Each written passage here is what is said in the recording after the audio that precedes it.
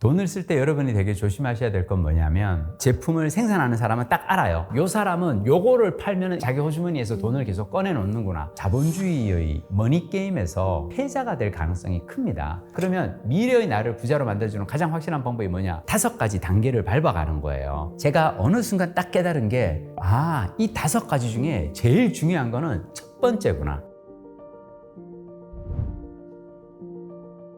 안녕하세요. 책가상 구독자 여러분. 책을 읽어 매일 조금씩 내 삶을 나아지게 하고 싶은 사람 김민식입니다. 반갑습니다.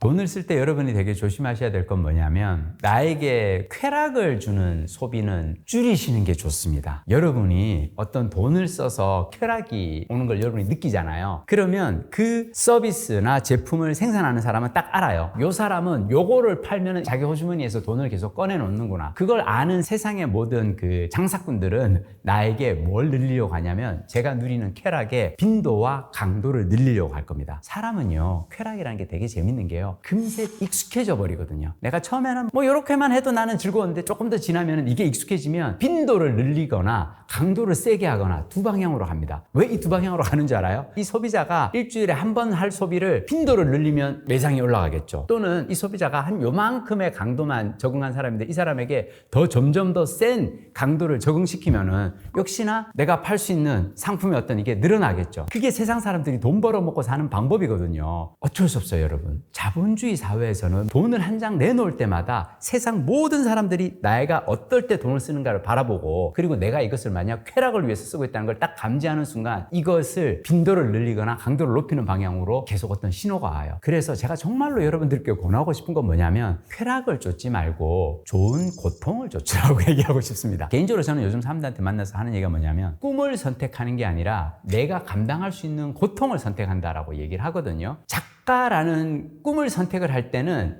매일 책을 읽고 글을 쓰는 고통을 내가 선택하는 거예요. 내가 드라마 PD가 되겠다라는 드라마 PD라는 꿈을 선택을 할 때는 300대 1, 500대 1이라는 그 경쟁률을 뚫기 위해서 남보다 더 많이 면접과 논술 대비를 해야 되고, 그리고 심지어 PD가 되고 나서도 밤을 새워서 촬영을 하고 편집을 하고 하는 그런 고통을 내가 감내해야 된단 말이에요. 그러니까 우리는 항상 어떤 꿈을 선택한다고 생각하는데 아니에요. 그 꿈을 이루기 위해서는 반드시 우리가 감내해야 되는 고통이 있습니다. 그래서 항상 생각해야 될 건 뭐냐면 돈을 쓰지 않고 나의 꿈을 위해서 내가 할 수 있는 게 뭘까라는 걸 생각해 보셔야 되고, 모두가 쾌락을 선택할 때 혼자 고통을 선택하는 사람이 되십시오. 우리가 세상에 어떤 가치를 주기 위해서는요, 단독자가 되어야 되거든요. 나만이 할 수 있는 어떤 일을 하는 사람이 되어야 되거든요. 사람들이 잘 하지 못하는 일을 할 때 나는 나만의 어떤 특수한 경쟁력, 능력 같은 게 생기거든요. 이런 고통을 감내할 수 있어야 진짜 자신의 꿈으로 나아갈 수 있다고 생각합니다. 24년을 PD로 일한 사람이 이런 얘기를 하긴 좀 민망하지만 저는 여러분이 미디어 소비를 조금 줄였으면 좋겠어요. 탐욕과 공포로부터 달아나기 위해서예요. 제가 드라마 PD로 일했잖아요. 드라마 PD로 일할 때 여러분 로맨틱 코미디 같은 거, 로맨스물 있잖아요. 이 여러분에게 무엇을 자극하는 줄 알아요? 여러분의 탐욕을 자극합니다. 로맨스물 보면 정말 매력적이고 엄청난 자산가들이 나오잖아요. 그리고 막 너무너무 젊고 예쁘고 멋진 이 연인들이 막 너무너무 아름다운 공간에서 데이트하잖아요. 여러분의 탐욕을 부추겨요. 또 하나 뭔지 알아요? 여러분 드라마에 로맨틱 코미디만 있는 게 아니고 스릴러물 있죠. 스릴러물은 뭘 사람들에게 자극하냐면 공포를 자극해요. 나갔다가 밤에 어색한 데 나갔다가 이상한 사람 걸리면 어떡해? 또 거기서 부추기는 공포 중 하나 뭐냐면 돈 없어서 가난해지면 빚쟁이들이 막 와가지고 막 밤에 야반 도주하고 막. 자, 여러분들이 미디어를 보면 탐욕과 공포라는 이 두 가지 감정에서 오가게 돼요. 그걸 자극해야 사람들이 시청률이 올라가요. 무서울수록 시청률 올라가고, 그리고 보면서 우와 사람들이 로망을 자극할수록 시청률이 올라간단 말이에요. 여러분이 탐욕과 공포에 시달리는 순간 여러분은 자산시장에서 자본주의의 머니게임에서 패자가 될 가능성이 큽니다. 모든 사람들이 탐욕과 공포에 오가는 게임이 머니게임이에요. 어떤 자산시장이 있어요. 사람들의 마음에 탐욕이 넘쳐나잖아요. 우와 내 주위에 지금 어떤 친구가 코인했다가 막 대박이 났다더라. 이래가지고 다 그쪽으로 모든 사람들이 탐욕에 눈이 멀어서 어떤 장으로 달려가면 모든 자산시장은 이제 상승하고요. 그러다가 그 폭등장의 끝에 가서 한둘이 이제 무서워져요. 나는 여기가 이제 정점이 같으니까 팔아야지. 하나 둘 팝니다. 이렇게 팔다 보면 가격이 조금씩 내려가요. 모든 자산시장은 상승과 하락을 오가는데 내려가기 시작할 때 사람들이 딱 생각하면 그때부터는 공포가 몰려옵니다. 많은 사람들이 탐욕에 눈이 멀어 쫓아갈 때 나도 탐욕에 편승하면 나는 결국 어떻게 되냐면 꼭대기에서 꽁지점에서 사게 되고 다들 이렇게 막 공포에 쩔어서 막 팔 때 나도 뒤늦게 하면은 다시 싼 데서 판다면 결국은 머니게임의 루저는 비싸게 사서 싸게 파는 사람이 루저잖아요. 이게 왜 그러냐면 다른 사람들의 탐욕과 공포에 내가 휩쓸려 가기 때문이거든요. 그래서 진짜 좋은 투자자는 어떤 사람이냐면 모두가 탐욕에 눈이 멀어서 그 시장이 막 폭등할 때 혼자 공포, 조심성을 가지고 있는 사람이 올라갔을 때 안 사고요. 그리고 다들 이제 막 공포에 젖어서 그 시장이 폭락할 때 혼자 탐욕, 저점에서 사서 고점에서 팔 수 있는 거예요. 그래서 저는 여러분들이 돈을 벌기 위해서는 뭘 해야 되느냐? 미디어 소비를 줄이면요, 주위 사람들의 탐욕과 공포로부터 조금 멀어질 수가 있고요. 그럼 미디어 소비를 줄이고 그 시간에 뭘 하느냐? 책을 읽으세요. 책은요, 절대로 탐욕과 공포를 부채질하지 않습니다. 절제하게 되고요. 그리고 마음의 안정을 얻게 되죠. 저는 자산시장에서 반드시 이길 수 있는 방법 중 하나는 뭐냐면 마음의 안정감이라고 생각하거든요. 그걸 얻기 위해서도 저는 여러분이 이렇게 독서를 하면서 자신의 정신력, 멘탈을 키우셨으면 좋겠습니다. 제가요, 수백 권의 책을 읽고 깨달은 어떤 결론이 있는데 부자가 되는 가장 심플한 답은 뭐냐면요, 5가지 단계를 밟아가는 거예요. 돈에 대해서는 5가지 단계가 있어요. 아끼고, 벌고, 모으고, 불리고, 쓴다. 자, 이 5가지는 전략, 소득, 저축, 투자, 소비예요. 제가 어느 순간 딱 깨달은 게 이 5가지 중에 제일 중요한 거는 첫 번째구나. 아니, 사실은 이 순서대로 중요해요. 말인즉슨 제일 안 중요한 2가지가 뭐예요? 소비와 투자예요. 근데 우리가 돈에 대한 이야기를 미디어에서 접할 때는 제일 많이 접하는 게 뭔지 알아요? 어떻게 하면 돈을 잘 쓸 수 있을 것인가? 우리는 항상 소비에 대한 정보를 제일 많이 듣고요. 그 다음은 우리가 관심 있는 정보는 투자예요. 그래, 지금은 주식 종목 뭘 가야 될까? 국장일까? 미장일까? 이런단 말이에요. 근데요, 아니에요, 여러분.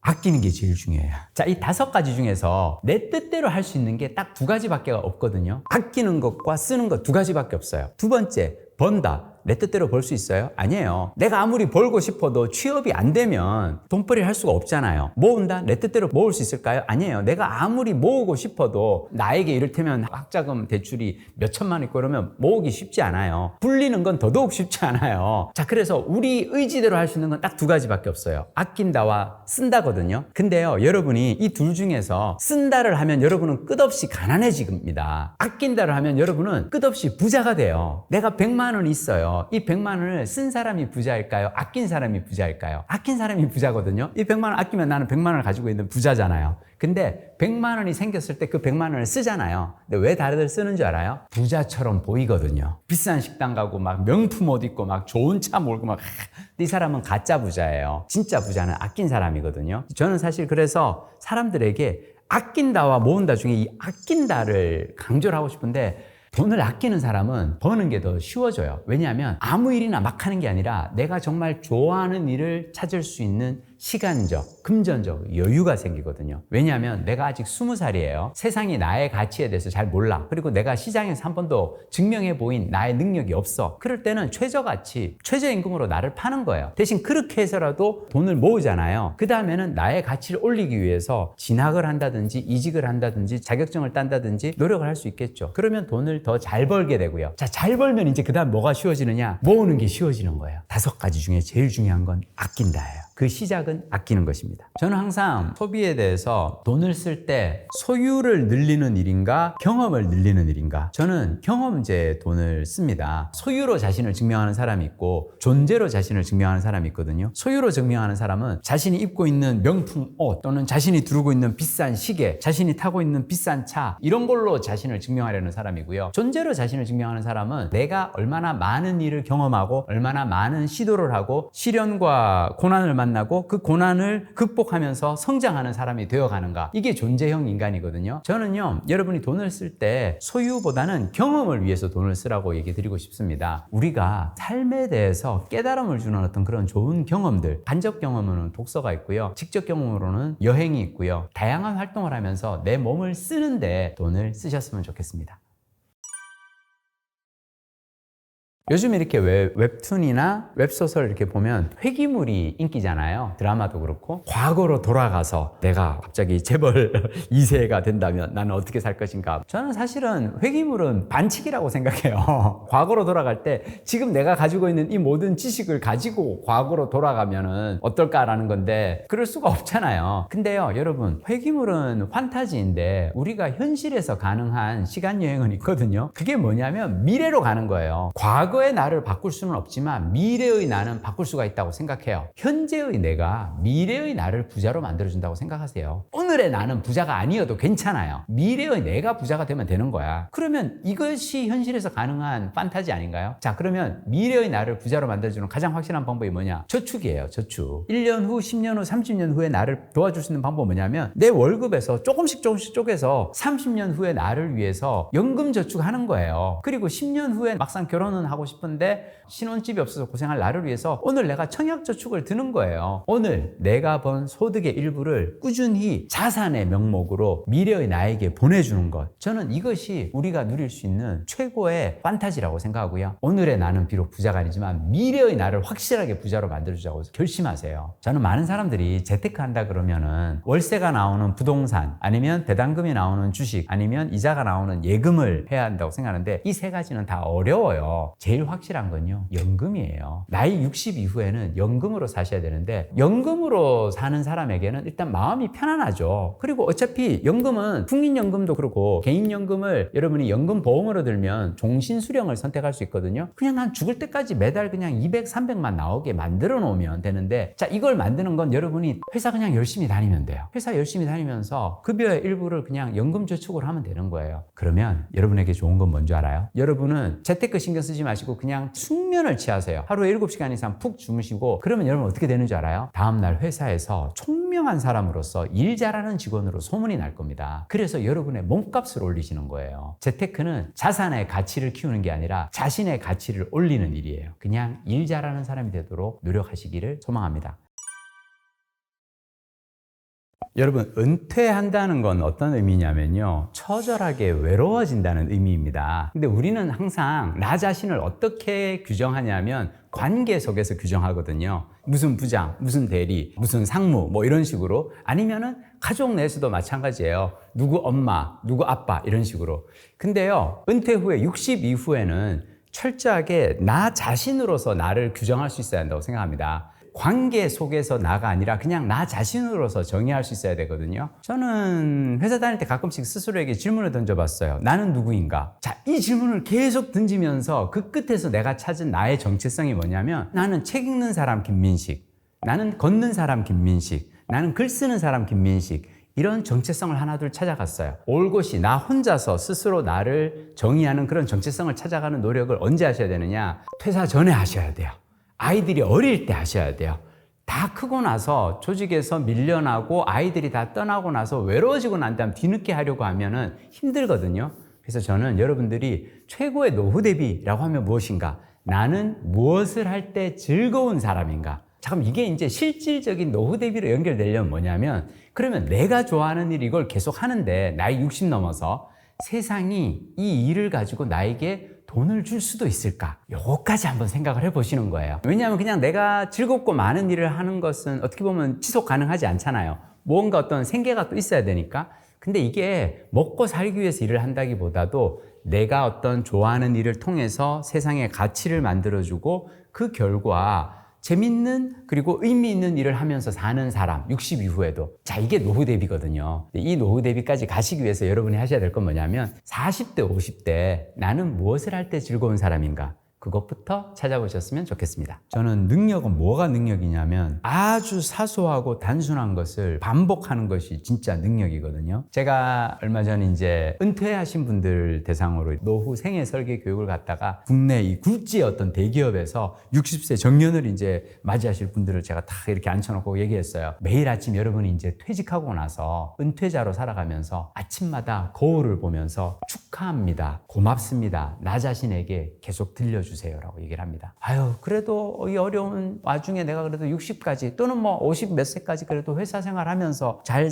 버텼네, 축하합니다 라고 스스로에게 얘기를 하고, 그리고 그 힘든 직장 생활 이렇게 슬기롭게 잘 견뎌주셔서 고맙습니다 라고 자신에게 얘기하는 거예요. 여러분, 아침에 그냥 일어나는 것만으로도 축하할 일이에요. 고마운 일이고. 저는 그래서 아침에 일어나서 건강하게 하루를 또 시작할 수 있다는 것만으로도 축하할 일이라고 생각하고 고마운 일이라고 생각해요. 여러분이 어떤 사람을 만나요. 이 사람이 계속 그래. 만날 때마다 불평불만을 하고, 이런 불평불만하는 사람을 보면 어때요? 끝없이 계속 이러면 그 다음 무슨 생각이 드냐면 걔가 계속 투덜거려서 내 하루가 약간 기분이 좀 상하네? 그 다음부터는 그 사람을 조금씩 멀리하게 되겠죠. 나이 들수록 주변에 사람이 끊이지 않는 사람들의 공통점은 뭐냐면 항상 스스로에게 축하합니다, 아유 이렇게 오래 살아주셔서 축하할 일이야, 고맙습니다 나님 라고 하는 사람이 저는 주위의 사람들이 끊이지 않는 사람들일 거라고 생각해요.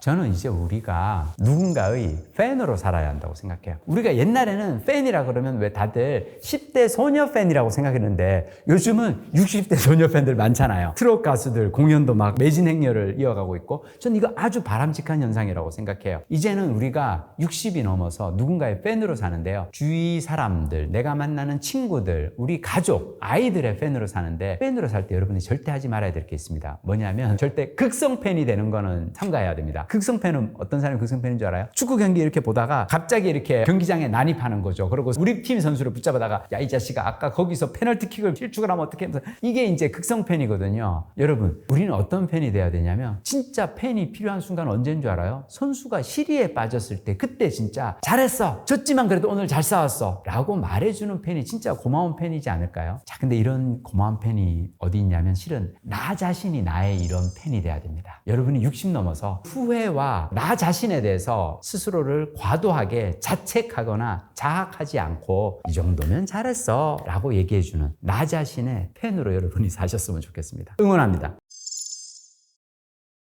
내가 요즘 이제 계속 하는 생각은 뭐냐면 자식도 20살이 넘으면 성인이고요, 타인입니다. 차라리 연락이 안 오는 게 좋은 거예요. 연락이 안 온다는 건 뭐예요? 자기 일 하느라고 바쁜 거예요. 여러분, 자식이 자꾸 연락하잖아요. 그 별로 좋은 거 아니에요. 그래서 여러분들은 아이들에게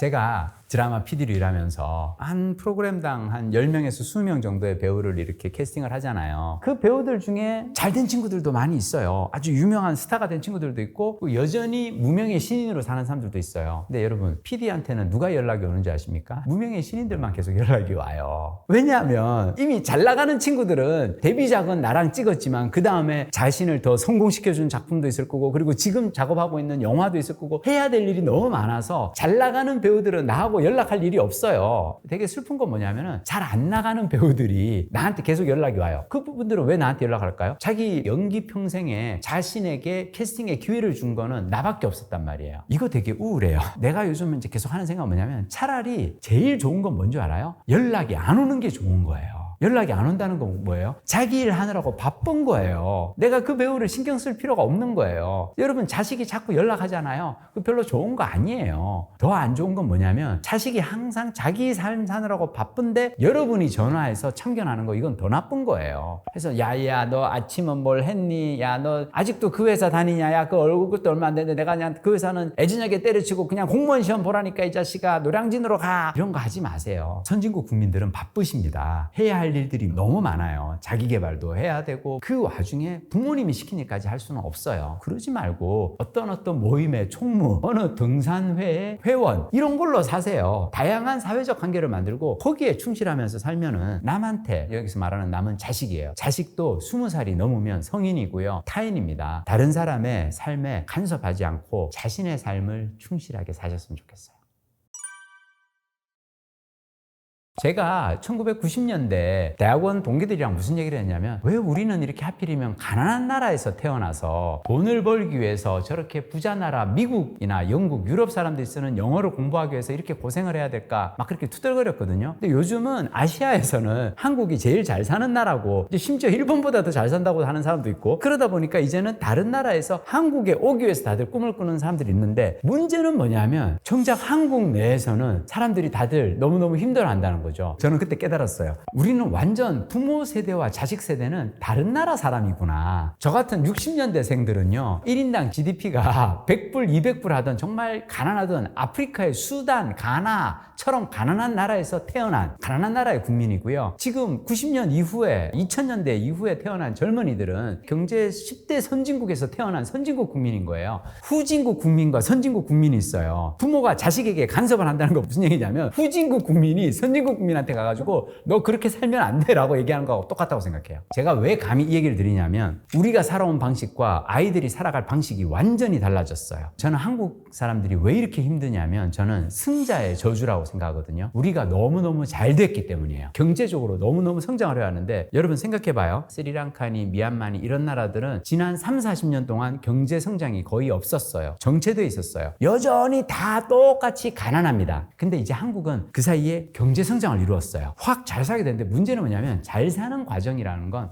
어떤 나라든지 그래요. 여러분 모든 선진국이 안고 있는 공통의 문제는 뭐냐면 빈부격차의 증가예요. 여러분 빈부격차가 없는 나라는 어딘 줄 알아요? 북한 빈부격차 없어요. 다 가난해요. 물론 거기는 소수의 지배층들만 빼고 그건 정말 나쁜 제도죠. 자, 내가 얘기하는 건 뭐냐면 경제 성장을 하는 과정에서 빈부의 격차가 커지는데 커졌다고는 하지만 그래도 여기서 가난한 사람이 그래도 60년대 가난하던 것보다는 훨씬 더 좋아졌단 말이에요. 근데 다만 이 과정에서 뭐가 생겼냐면 사람들이 들여다본 거예요. 누가 부자가 되는가? 누가 더 돈을 많이 버는가를 봤더니 1980년대, 90년대 한국 경제가 고도 성장하던 시기에는 전문가들, 의사, 변호사 뭐 이런 그 전문가들이 돈을 잘 벌었어. 아니면 강남의 땅 부자들, 강남에 이렇게 건물을 산 사람들, 이런 사람들이 잘 됐어. 그러다 보니까 부모들은 그때의 그 성공의 기억을 가지고 지금 아이들에게 얘기를 합니다. 그래서 네가 부자가 되기 위해서는 너는 의대를 가거나 판검사가 되거나 아니면 너가 빨리 서울에 집을 사야 돼. 근데 문제는 뭔지 알아요? 이건 과거의 얘기라는 거예요. 그리고 그 시절에 80년대, 90년대 솔직하게 얘기할게요. 의대, 법대 가는 게 지금보다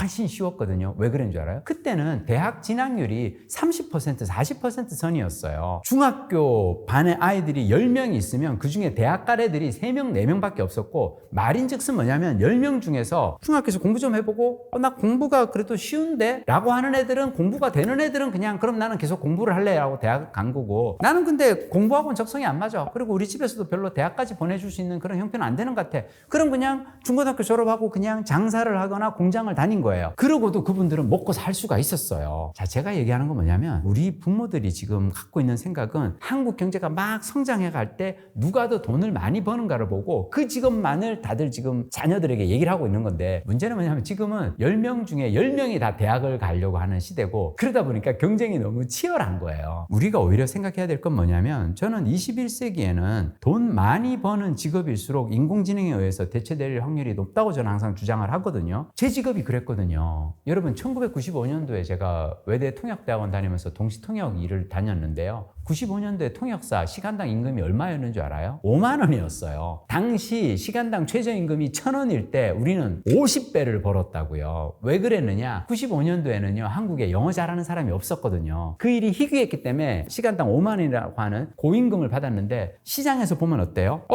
영어를 하는 게 엄청나게 돈이 잘 되는 일이네? 그러면 인공지능이 그걸 대체해버리는 거예요. 지금은 통역이라든지 번역, 챗GPT가 엄청 잘하잖아요. 마찬가지예요. 지금 우리는 다들 앞으로는 의사, 변호사 말고는 먹고 살 게 없어 라고 생각하지만 그쪽도 경쟁은 갈수록 치열해질 거고요. 그리고 또한 인공지능으로 인해서 조금씩 시장의 침범이 시작될 거라고 생각해요. 제가 얘기하는 거 뭐냐면 애한테 하기 싫은 공부 억지로 시켜서 의사 만들려고 하지 말고요. 넌 네가 좋아하는 거 그냥 찾아서 해봐 라고 얘기하셨으면 좋겠어요. 왜 그러냐면 여러분이 어차피 뒷감당을 못하기 때문이에요. 의대 가라고 해서 얘가 갈 수 있는 것도 아니고 얘가 가겠다고 했을 때 그러면 거기에 대해서 돈을 다 어디까지 대줄 수 있는 것도 그것도 아니고, 전 여러분들이 사교육에 집중하는 것보다는 본인의 노후 대비를 위해서 자산을 조금씩 늘려가는 그 노력을 하셔야 한다고 생각을 하고요. 그러면 아이들은 어떻게 할 것이냐? 저는요, 그거는요, 아이들이 답을 찾아낼 거라고 생각해요. 왜냐? 우리도 그렇게 했잖아요. 우리가 그 가난한 나라에서 1인당 GDP 200불, 300불이던 나라에서 이만큼 살게끔 우리가 답을 찾았잖아요. 근데 여러분, 우리가 그 답을 찾은 게 우리 선조들이 가르쳐 줬어요? 아니에요. 우리 부모가 우리한테 아니에요. 그냥 우리가 답을 찾아온 거예요. IMF니 금융위기니 코로나니 매번 위기를 닥칠 때마다 우리는 그 위기에서 벗어나면서 시련과 고난과 극복을 통해서 우리는 답을 찾아왔단 말이에요. 문제는 뭐냐면 우리가 찾은 답이 지금 아이들에게는 적용이 되지 않는 답이라는 거예요. 이걸 강요하는 순간 아이들이 망해요. 제가 얘기하는 건 믿어야 됩니다. 아이들이 답을 찾을 것이라는 걸. 여러분의 목표는 뭐냐면 아이들이 무조건 20대 이후에는 경제적 독립을 하는 것이 여러분의 목표입니다. 그것이 여러분의 최고의 노후 대비가 될 거예요. 아이들이 나이 40에 부모한테 와가지고 엄마 나 이번에 카페를 차려야 되는데 임대료가 좀 부족하니까 보증금을 엄마가 좀, 나이 30에 아버지 제가 아버지가 시킨 대로 어디 갔다가 취직이 안 돼서 그러는데 다시 미국 유학을 가야 되니까 유학 자금을 몇 억을 좀, 이게 아니라고요. 그래서 여러분들은 아이들에게 독립을 권장해 주시는 그런 부모가 되었으면 좋겠습니다. 저는 이제 우리가 사람을 만나서 해야 할 질문은 딱 하나라고 생각해요. 그래서 요즘 뭐가 재밌어요? 저는 드라마 PD로 일하면서 연극이 별로 재밌다는 생각 안 해봤어요. 연극은 왠지 좀 심심하다고 생각했거든요. 근데 제가 요즘은 매주 한 편씩 연극을 보고 있어요. 연극이 이렇게 보러 가는데 이게 재밌는 거예요. 자, 제가 얘기하는 건 뭐냐면 이제 우리는 살면서 자신의 삶의 영역을 확장시켜 가야 되는데 그 방법 중 하나는 뭐냐면 내가 만난 다른 사람의 즐거움을 나의 것으로 만드는 거예요. 근데 여러분, 이때 이제 중요한 게 뭔지 알아요? 내가 좋아하는 사람한테 이걸 물어봐야 돼요. 뭘 하고 싶어? 우리 동네에서 되게 싫어하는 어떤 사람이 있어. 근데 그 사람이 요즘 내 탁구 친대. 나 탁구장에 가기 싫어집니다. 자, 그래서 뭐냐면 내가 좋아하는 사람이 탁구 친다 그러면은 나도 왠지 그 탁구장 가서, 아니 굳이 그 사람하고 안 치더라도 왠지 그 사람이 노는 그건 나도 같이 해보고 싶은 그게 있거든요. 그래서 사실 우리가 나이 들수록 뭘 해야 되냐면 사람을 좋아하려는 노력을 해야 돼요. 내가 만나는 사람들을 좋아해야 됩니다. 내가 만나는 사람을 좋아해야 그 사람한테 물어볼 수 있어요. 그래서 요즘 뭐 할 때 재밌어요? 왜냐면 나는 내가 좋아하는 그 사람처럼 나도 살고 싶어지거든. 근데 내가 사람을 조금씩 까탈스럽게 가리잖아요. 얘는 이래서 별로고 쟤는 저래서 별로야. 근데 얘가 뭐 좋아한대, 제가 뭐 좋아한대. 그럼 나는 그거 다 하기 싫어지는 거예요. 그러면 내 삶이 위축이 되어 갑니다. 내 삶의 반경이 점점 좁아질 거예요. 그래서 저는 여러분이 나이 들수록 해야 되는 건 뭐냐면 다른 사람을 좋아하기 위해서 의도적으로 노력을 해야 됩니다. 왜냐하면 우리가 그냥 살면요, 사람들 안 만나고 이렇게 스마트폰만 보잖아요. 스마트폰에는 어떤 사람들만 나오는 줄 알아요? 엄청 매력적이고 아주 자극적인 사람들만 있어요. 이런 사람들만 계속 보다 보면 점점 더 나는 사람을 만날 수가 없습니다. 왜냐? 이 안에만 보면 되게 매력적인 선남선녀가 있는데 모임에 나가보면 왠지 오징어들만 있는 것 같단 말이야. 자, 그래서 더더욱 사람 만나기 힘들어지거든요. 이걸 줄이고 실제로 사람들을 자꾸 만나봐야 한다고 생각해요. 내가 만나는 사람들을 다 싫어하는데 내가 나 자신을 좋아할 수 있을까요? 생각해봐요. 내가 만나는 애들이 다 이상해. 말인즉슨 뭐예요? 내가 이상하니까 이상한 애들만 내 주위에 꼬이는 거 아닐까? 라는 생각이 들거든요. 내가 만나는 사람들을 하나하나 다 좋아하잖아요. 이 사람은 이래서 매력 있고, 이 사람은 이래서 좋고, 이 사람은 이래서 재미있어 라고 하면 주위에 좋은 사람들이 많은 나는 참 좋은 사람이구나 라고 은연중에 느끼게 되거든요. 그래서 우리가 나이 들수록 해야 되는 노력 중 하나는 뭐냐면 내가 만나는 사람들을 의도적으로 좋아하는 노력을 해야 되고요. 자, 그러면 사실은 이어지는 것 중 하나는 뭐냐면 내가 보는 콘텐츠에 대해서도 좋아하려는 노력을 해야 돼요. 이 얘기를 왜 하느냐? 저는 사실 책과 삶의 콘텐츠를 좋아하기 때문입니다. 항상 볼 때마다 이 채널에는 항상 좋은 분들이 나와서, 전문가들이 나와서 자신의 업에 대해서, 자신이 평생 일하면서 깨달은 것에 대해서 참 많은 가르침을 주시는구나. 제가 댓글 달기도 하고 오늘도 많이 한 수 배웠습니다. 정말 고맙습니다. 이 책은 제가 꼭 한번 찾아서 읽고 싶어져요. 이런 제가 댓글을 남긴단 말이에요. 내가 그렇게 하다 보니까 무슨 생각이 들어요? 인터뷰 요청이 왔을 때 내가 나가서 얘기하면 또 다른 사람도 나처럼 재밌었어요, 잘 봤습니다 라고 댓글을 남겨주겠지라는 생각을 하는 거예요. 제가 얘기하는 건 뭐냐면 우리가 하는 반응은 항상 상호적이에요. 우리는 타인을 위해서 평가를 한다고 생각하지만 실은 그것이 나의 미래를 결정짓습니다. 내가 만나는 사람, 내가 보고 있는 콘텐츠 항상 선하게 반응해 주세요. 그게 나를 선하게 대해주는 길입니다.